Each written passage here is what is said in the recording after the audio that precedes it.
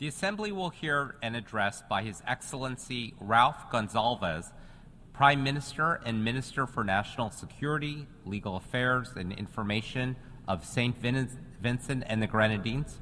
I request protocol to escort His Excellency and invite him to address the Assembly.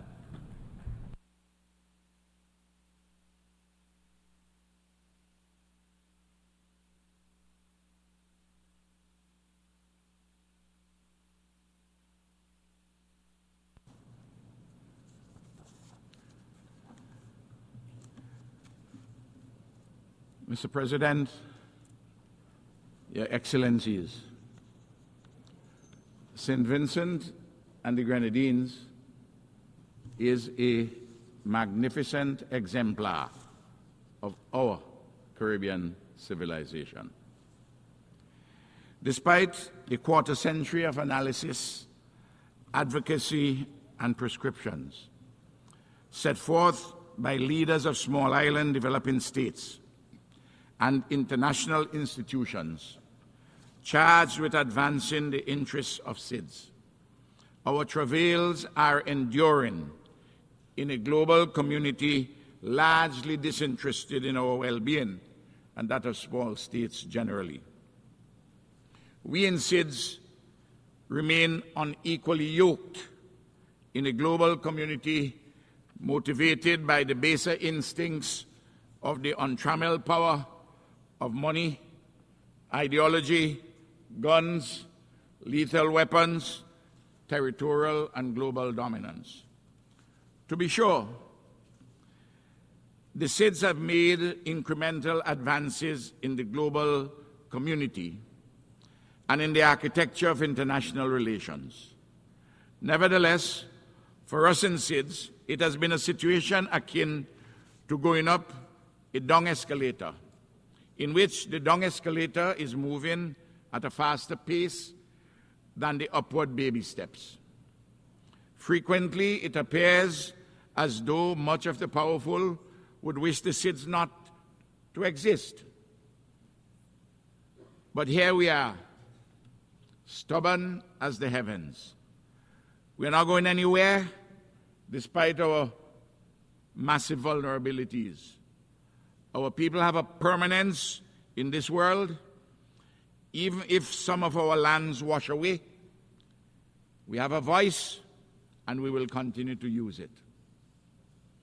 We demand, as of right, a special support from the international community to address efficaciously the unique social, economic, and environmental vulnerabilities of SIDS in the interests of the nearly 70 million people who permanently occupy the seascape and landscape of the SIDS, and in the interest, too, of all the other 8 billion or so persons who inhabit Mother Earth. Small island exceptionalism ought to be a category embedded formally in international law and accorded most favorable treatment. Rather than securing a most favorable treatment, the SIDS are required to fight to maintain the special considerations which providence or serendipity has bestowed upon them. A case in point is the attempt currently by the International Development Association, IDA, to pit the most vulnerable, the SIDS, against the poorest countries in its quest to tighten the terms under which qualifying SIDS of a particular income level, such as St. Vincent and the Grenadines, obtain soft loans through the World Bank IDA nexus. In any event, why is the World Bank persisting with the single, anachronistic, and ill-designed metric of average per capita income in respect of vulnerable SIDS in the age of the Anthropocene, as against a more comprehensive and sensible measure of a multi-dimensional vulnerability index? Your Excellencies, the unvarnished truth is that the developed countries have not kept their promises to the SIDS, except the most marginal ones. Importantly, the countries of the developed world, the major historic and contemporary emitters of greenhouse gases, have failed and or refused to keep their solemn commitments of restricting the global temperature at below 1.5 degrees Celsius above pre-industrial levels. Unless there are drastic alterations in the patterns of consumption, production, life, and living in developed and large emerging economies, our planet is inexorably on a path to a proverbial hell in a handbasket. In the process, countries of an island or seaboard civilization are likely to be inundated by raging seas and enveloped in searing heat. On the matter of the financing of climate change, the developed countries which have the means and the major historic responsibility to contain this existential threat have been parsimonious and less than responsible in practice.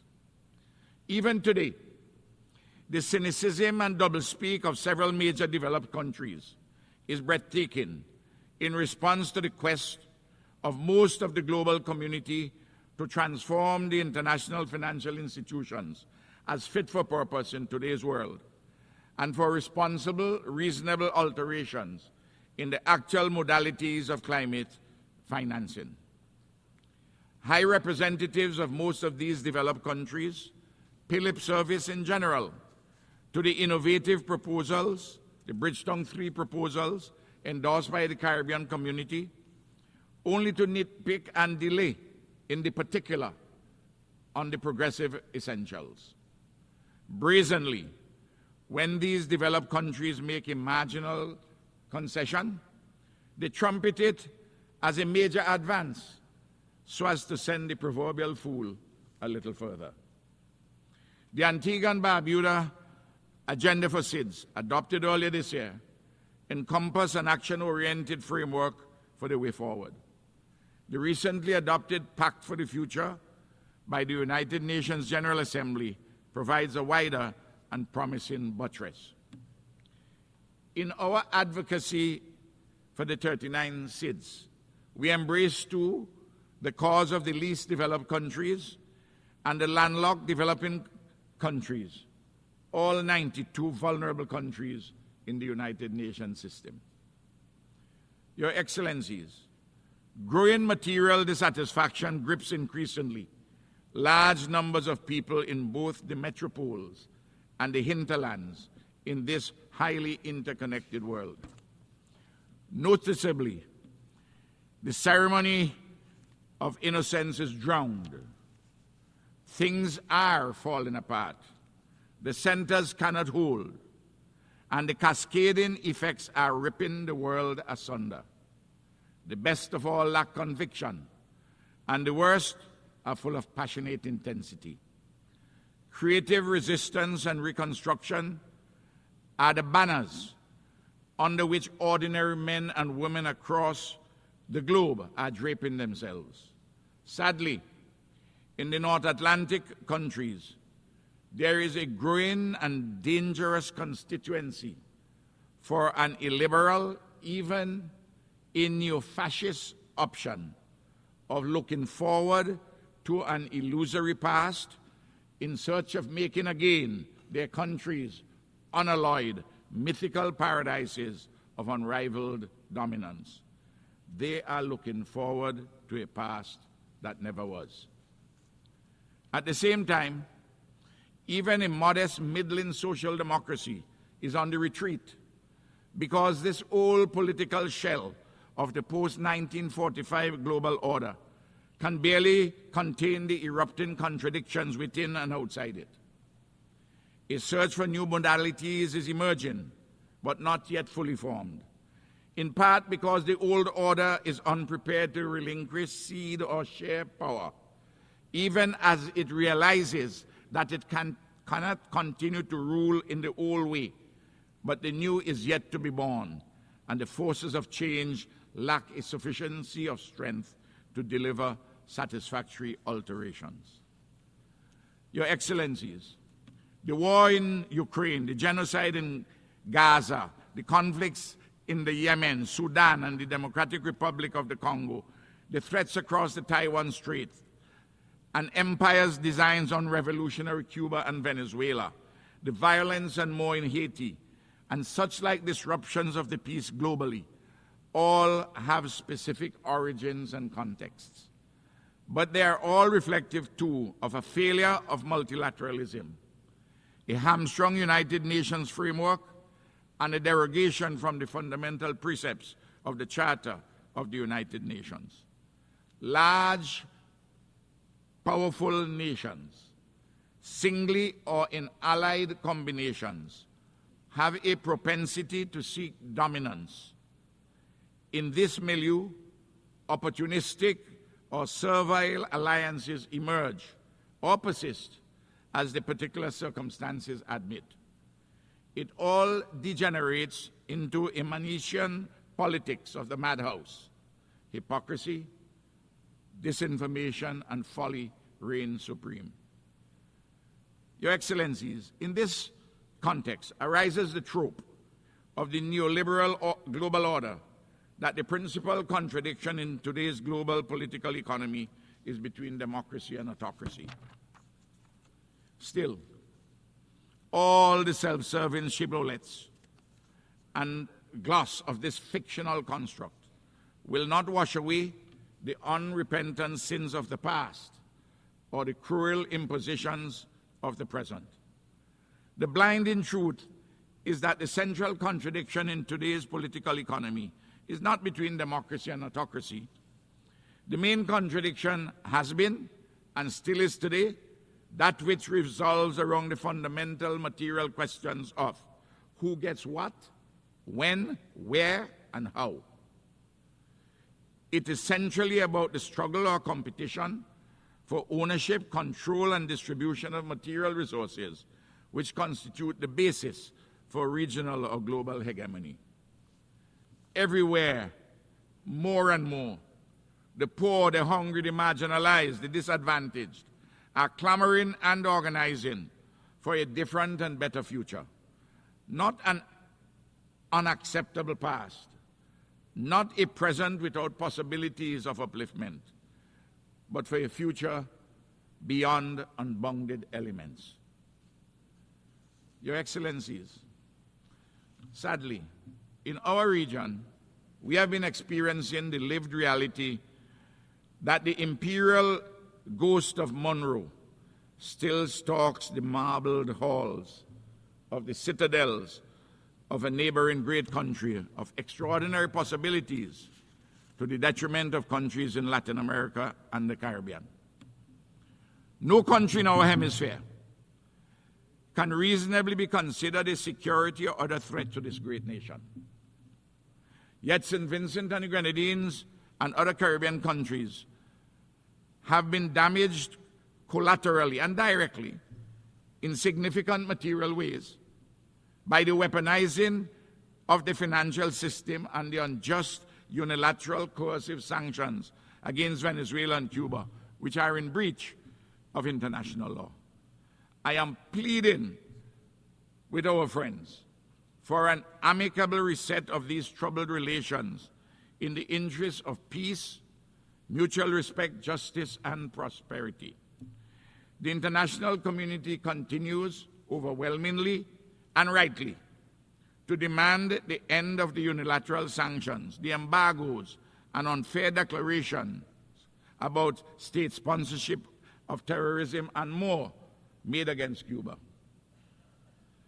Your Excellencies, on July the 1st, 2024, the Category 4 Hurricane Beryl battered St. Vincent and the Grenadines, Grenada, and Jamaica. Since the dawn of the 21st century, this is the 12th significant natural disaster to have struck my country. Hurricane Beryl has adversely affected 1/5 of our population and has caused economic damage amounting to 1/3 of our country's gross domestic product. The relief, recovery, and reconstruction processes are underway. On behalf of the government and people of St. Vincent and the Grenadines, I thank all countries and organizations, including the United Nations, that have come to our aid in the aftermath of the hurricane. Unfortunately, for the recovery and rebuilding processes, we are essentially on our own. We have had to seek significant loans to rebuild our physical infrastructure and 5,000 houses, to provide income support for affected persons, and to mobilize production support for the agricultural, fishing, and tourism industries. I'm appealing to the international community, our dear friends, to assist us, not with further burdensome loans, but with requisite grants. The recovery and reconstruction after every natural disaster increased sharply our debt burden.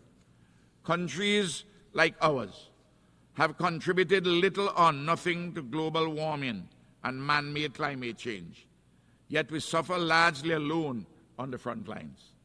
This cannot be fair. It cannot be just. Do we have to choose death or debt, D-E-A-T-H or D-E-B-T? Which one we have to choose? Your Excellencies, the Caribbean community, the African Union, the community of states of Latin America and the Caribbean, their diasporas, and all fair-minded persons globally have been insisting that the European nations responsible for native genocide and the enslavement of African bodies pay reparations for the consequential legacy of underdevelopment. This issue of transformative reparative justice will not go away until it is appropriately addressed. Your Excellencies, the suffering and pain of the Haitian people continue to weigh heavily on the consciences of our Caribbean. Through the efforts of the Haitian people, in tandem with the regional and international communities, especially CARICOM, the USA, Canada, and Kenya, a measure of progress has been made on some fronts, but immense challenges remain in the humanitarian, security, political, and economic spheres. The building of a free, democratic, peaceful, and prosperous Haiti demands commitment and concerted action from all the relevant stakeholders in pursuance of solutions devised by Haitians and led by Haitians. Haiti fatigue is not an option for the international community. Your Excellencies, in our Caribbean, there is a growing challenge of violent crime involving the combustible mix of imported guns and bullets, illegally exported marijuana, and the trafficking of cocaine from South America. It is evident that this challenge demands much closer cooperation operationally between all the countries concerned in the Caribbean, North America, South America, and Europe. In the Middle East, the collective punishment meted against the Palestinians in Gaza and the continued illegal occupation of Palestinian lands, including in the West Bank, amidst accompanying state terror by an Israeli regime in total defiance of international law, is utterly unacceptable. Surely, despite the complexities of the problems at hand, this United Nations, especially the Security Council, ought to summon the courage and will to stop the carnage and facilitate the lasting peace and security. Your Excellencies, in the Far East, the prospect of a disruption of the tenuous peace across the Taiwan Strait is alarming. The quest for hegemony and the denial of a people's inalienable right to self-determination are wrong in the East as it is in the West. Bullying is objectionable in the West as it is in the East. Unilateral coercive action by a big power in the East is contrary to international law as it is surely in the West. St. Vincent and the Grenadines continues to urge that Taiwan be allowed to participate fully in the specialized agencies of the United Nations, including those pertaining to health, air and sea transport, climate change, disaster preparedness, and global policy. Your Excellencies, it appears that there have been recently some positive movements in the long quest to effect a judicious and just reform of the United Nations Security Council. It is evident to all reasonable persons that reform of this body is long overdue. As the chair of the L69 group, St. Vincent and the Grenadines will continue its advocacy for an inclusive, more accountable, effective, representative, and relevant Security Council. Excellencies, we know that a better world is possible. On the United Nations rests our hopes for a better world for peace, justice, security, and prosperity. Let us also act in accord with our responsibilities, obligations, and means. Please, let us not desecrate our future. Thank you.